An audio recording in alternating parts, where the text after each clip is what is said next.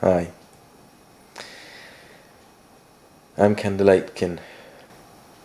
Today I am reading an article called Isn't It Funny? One thing I've learnt is you can't meaningfully support anyone who is not ready, and I'm not here to persuade anyone to be ready. Sometimes I work with people who feel they are really at the end of their ability to help themselves. Perhaps finally, after years of self-torture, they genuinely reach that point where they feel they can't do it to themselves anymore, and they want some support. Some deal with depression or eating issues, sex addiction, alcohol, or other drugs, or they just live with deep unhappiness that they don't understand. Once they've hit their rock bottom and genuinely had enough of feeling like that, then as long as they're committed to staying alive, there is really only one direction for them to go. Once they're engaged, once they are really invested in really wanting to feel better, a large part of the work is already done. Why is that? Well, because changing a pattern takes energy and focus, and you can't instill that in someone from outside without really manipulating them, such as with using fear. People have to want to do it for themselves. They have to create their own energy to do it. I can't be there every day pushing them out of bed or telling them not to consume that substance, or reminding them to go for a walk or a run, or to think with appreciation. Many of those who tell me they are ready often know deep down that they are not, but they really, really wish they were. And they're often brilliant liars to themselves and to anyone else who will listen. Once someone is ready, then they will be active. They will really start to listen, not just hearing some words, but actively listening. The words make sense. They take it in and then apply the principles as actions.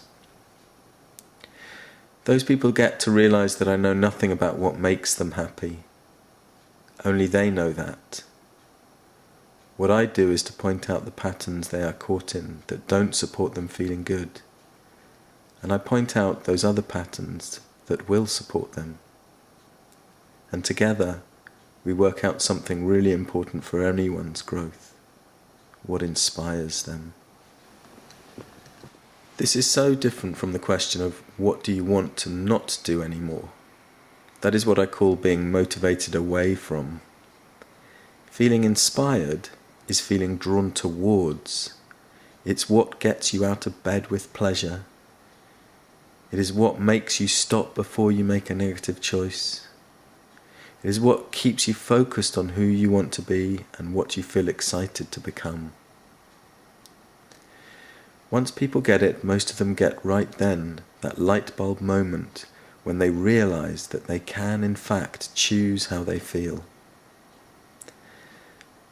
Something I find always amazing in our society is how little we really think intelligently about ourselves, what we are doing here, what we put in our bodies, and consciously noticing our patterns of behaviour. I'm sure the media, the internet, advertising and TV all play a large part in distracting us from being with ourselves and really feeling who we are and working out how to change our patterns to ones that feel better. Yet it is our responsibility to be responsible for ourselves, to be conscious and intelligent about what we are doing to our bodies, and to be aware of the patterns of our thinking and how those patterns affect our moods. It's funny, no one makes us watch TV or keeps us constantly imbibing entertainment or anything else, so that we don't have time to reflect on what we are doing to ourselves. Yet without a certain kind of intelligence, we can so easily get stuck in and remove ourselves from the questions that seem to me to be far bigger and more important, such as, how do I really feel in my body on a daily basis, or right now? Or how will I feel when the TV program ends and I switch off the machine and perhaps for once I am sitting still for a few moments in silent contact with myself? How strange that so many of us do so much to avoid really meeting ourselves. One day years have passed and we wake up and we don't know why, but we don't feel happy with our bodies, with our relationship.